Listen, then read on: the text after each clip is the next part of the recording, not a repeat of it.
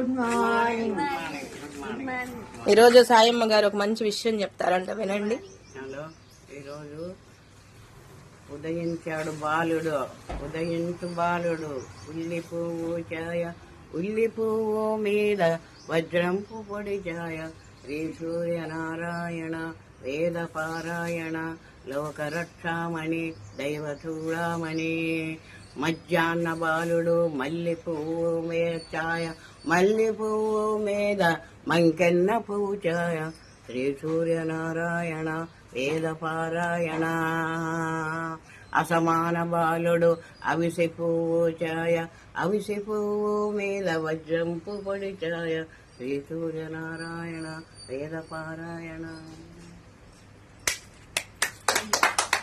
ఎంత మంచి శ్లోకం అండి.